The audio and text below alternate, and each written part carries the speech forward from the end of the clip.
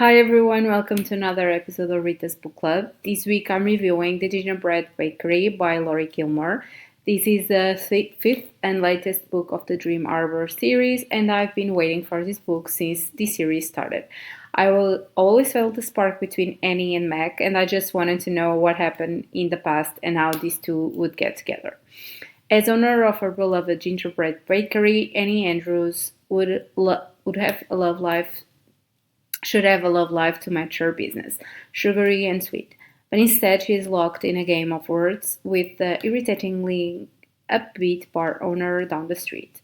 Max Sullivan has everything he wants except the girl he dreams about. It's easier to argue with Annie than get her to talk to him, but with Ginny and Logan's wedding coming up, they're about to spend a lot more time together. As the snowflakes fall and with romance in the air, will Annie see that the one she loves to hate might just be her perfect match after all? So I started the video by saying that I was very excited about it, and that isn't a lie.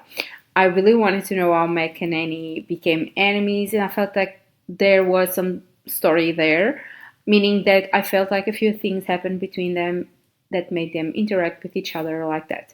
And I wasn't wrong. Something happened between them when they were younger over December, where they got to know each other and started a relationship.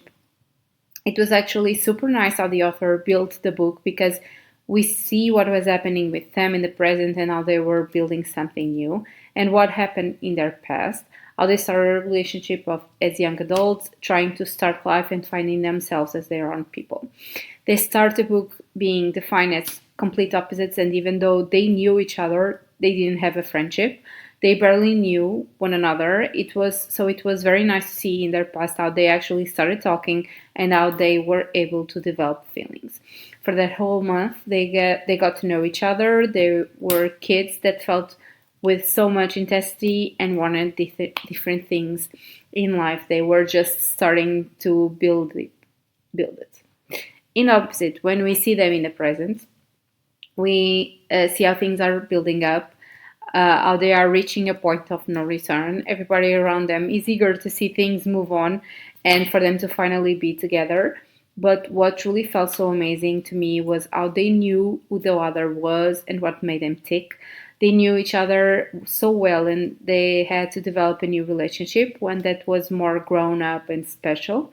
They weren't the same kids they once were, and it felt like it was so much more than what happened over a month in the youth.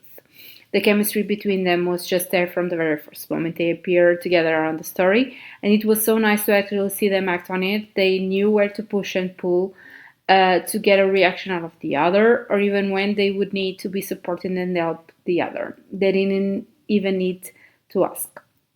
I actually really liked their relationship and them as a couple. But personally, I would have loved a bit more angst to build it up. Nevertheless, it was so cool to finally have this story on paper.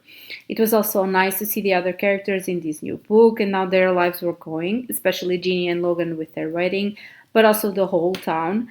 Personally, and I think I said this before, the whole town and its people are actually one of the main characters and very relevant to the developments of the story. The sixth book of the series, called The Daisy Chain Flower Shop, has already been announced, and I got very curious to know more about Daisy and Elliot from what we have seen in The Gingerbread Bakery. As always, if you like this video, please like, comment, and subscribe to my channel. You can also follow me on Instagram at Rita's Book Club for more content. Thanks for watching and see you next week. Happy readings and happy holidays!